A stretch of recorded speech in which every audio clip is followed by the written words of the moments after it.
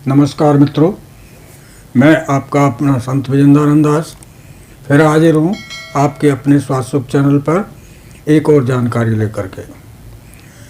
दोस्तों, आजकल बहुत बड़ा शोर हो रहा है कि नई पीढ़ी को हार्ट अटैक बहुत ज़्यादा आ रहे हैं। उसका कारण क्या है? और आ रहे हैं, इसमें कोई शंका वाली बात नहीं है।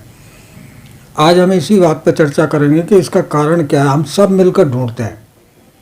तो आइए चलते हैं वीडियो की तरफ।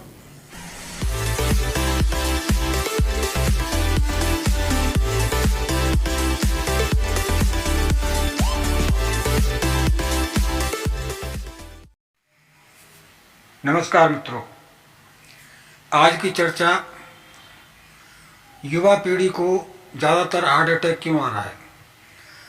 और मीडिया रिपोर्ट के अनुसार अगर मैं कहूँ तो अभी मैं 2 दिन पहले एक वीडियो देख रहा था, उसमें चैनल वाले कह रहे थे कि WHO के मुताबिक भारत में 6 करोड़ लोगों को, वो भी 45 से 50 साल, 40 से 50-55 साल तक के उम्र के लोगों को बहुत बड़ा खतरा है। ऐसा क्या हुआ है?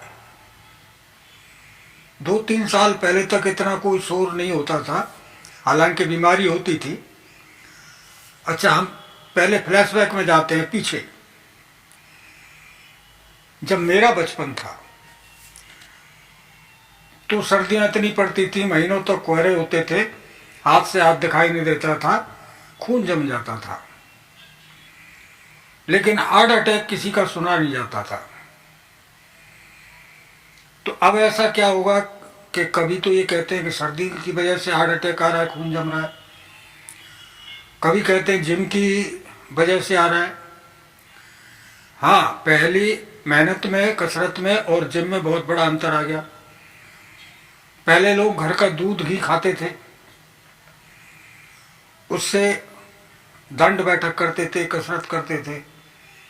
आज लोग जिम में जाते हैं तो मांसाहार करते हैं, प्रोटीन की अत्यधिक मात्रा लेते हैं।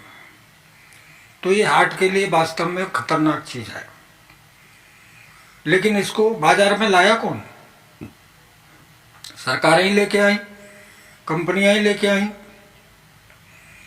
और इस पर जोर भी हमारी मेडिकल लॉबी ने ही दिया कि आप जिम कीजिए, ये कीजिए, वो कीजिए। कोई मेडिकल लॉबी अपने शास्त्रों की तरह ये नहीं कहती कि योग करो, प्राणायाम करो, ध्यान करो, दंड करो, बैठक करो, ऐसा कोई भी नहीं कहती, क्योंकि उनकी दुकानें बंद हो जाएंगी। बहुत सोचने की बात है, जब से बाजार में रिफाइंड आया, जब से रिफाइंड नमक आया, जब से ये फास्ट फूड आया, आजकल के बच्चों को फास्ट फूड का बहुत शौक है। हफ्ते में 2-4 दिन तो गरीब से गरीब भी खाने के लिए दौड़ता है, और मेहनत तो है नहीं। अब क्या है, गरीब भी है, वो ही बाइक से जा रहा है, साइकिल चलाना नहीं है उसे, और जाके काम कर रहा है, आ रहा पसीना निकल नहीं रहा, तो पचाएगा कौन? और अमीर है तो वो घर में एसी में, दफ्तर में एसी में, गाड़ी में एसी में, तो मेहनत तो है नहीं, उसे पचाएगा कौन? तो इससे फैट बढ़ेगा, रिफाइंड नमक से पोटेशियम बढ़ेगा, तो हमारे खून के संचार में कमी तो आनी ही आनी है। और इतना पहले भी नहीं था, 3 साल के अंदर ऐसा क्या हो गया कि जब वैक्सीन चालू हुई थी तो बहुत सारे लोगों ने हमें बताया कि सालों साल तक किसी के हाथ में दर्द रहा, किसी के पैर में दर्द रहा, किसी का आधा अंग बेकार हो गया, किसी को बुखार नहीं जा रहा है, किसी को सांस फूल रही है। तो ये भी तो कारण है। अगर हम वैक्सीन के माध्यम से जो बैक्टीरिया हमारे अंदर नहीं है उसको शरीर में डाल देंगे तो वो अपना काम तो करेगा ही करेगा। उससे इम्यूनिटी तो क्या बढ़ेगी, इम्यूनिटी और घटेगी। ऐसा देखने में आ रहा है कि 3 साल में बहुत कुछ देखने को मिला है, अनुभव करने को मिला है। और सबसे बड़ा डर आज की मीडिया है। मीडिया इतना डर बिठाती है, इतना डर बिठाती है कि उसकी तो टीआरपी हो जाती है, लेकिन लोग घर में बैठे बैठाए डर के मारे ही मर जाते हैं।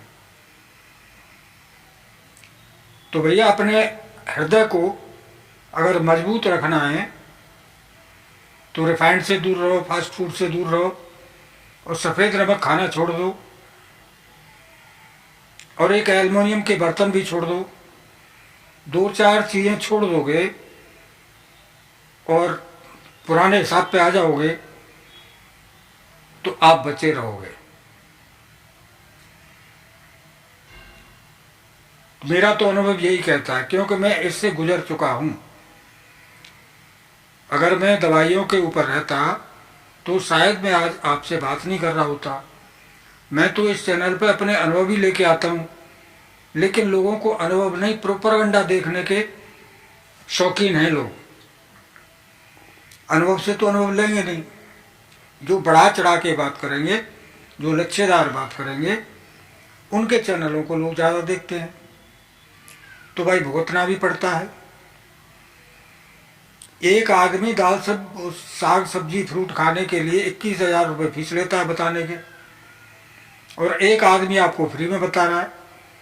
आप लोग 21,000 वाले के पास तो जा रहे हो क्योंकि उसका प्रोपेगेंडा बहुत बड़ा है, लेकिन जो आदमी आपको फ्री में बता रहा है, जो आपके माँ बाप बता रहे हैं, जो आपके बुजुर्ग बता रहे हैं, जो आपके साधु संत बता रहे हैं, वहाँ आपको भरोसा नहीं है। क्योंकि जब तक जेब ठंडी नहीं होती तब तक भरोसा भी तो नहीं होता। तो प्यारे मित्रों, अगर आपको हृदय को स्वस्थ रखना है तो जीवन में कुछ बदलाव लेके आइए, और नहीं तो ये बढ़ता ही जाएगा। हमारा सिस्टम ही ऐसा हो गया है। जिम जाने वाले बच्चे कई बार तो 10-10, 15-15 अंडे खा लेते हैं और पता नहीं क्या क्या खाते हैं, ऑर्डर पाउडर। तो भाई ये चीज़ें जब ज़्यादा खाएंगे तो हमारे शरीर के साइड इफेक्ट तो अपने आप ही होंगे। झेलेगा कौन? कितना भी पसीना निकाल लो वो झेलेगा नहीं, क्योंकि वो बाहर का दिया हुआ है, कृत्रिम है, मनुष्यकृत। अगर प्रकृति द्वारा बनाया हुआ आप प्रोटीन लेते हैं तो वो नुकसान नहीं करेगा। प्राकृतिक नमक लेते हैं वो नुकसान नहीं करेगा, वो बनाया ही शरीर के माध्यम से है। भगवान की फैक्ट्री से बड़ी कोई फैक्ट्री नहीं है।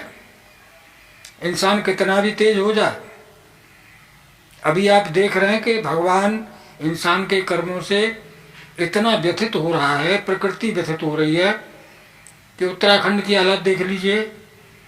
अब तो मैंने न्यूज़ में देखा है कि बागपत में भी घर दरक गए, अलीगढ़ में भी घर दरक गए। धीरे धीरे ये हो क्या रहा है? आज विचार करने की बात है, क्योंकि हमने प्रकृति को इतना छेड़ा है और छेड़ते ही चले जा रहे हैं, फिर भी हम मान नहीं रहे। सनातन पर तो उंगली उठाते हैं, सनातन को पाखंड बताते हैं। अरे भैया विचार करो।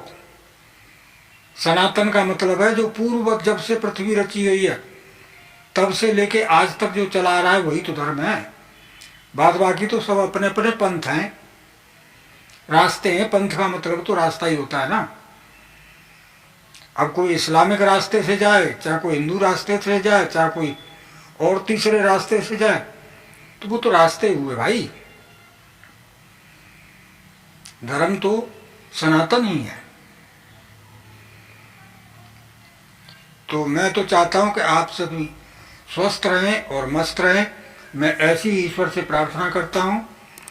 अगली वीडियो में फिर चर्चा करेंगे किसी और दूसरे विषय पर। अगर आप भी किसी विषय पर चर्चा चाहते हैं तो कमेंट बॉक्स में लिख अवश्य दिया करें, तो जल्दी से जल्दी हम उस विषय पर चर्चा करें वीडियो के माध्यम से और आप तक जानकारी पहुंचे। आप सभी को मेरा प्यार भरा नमस्कार, धन्यवाद।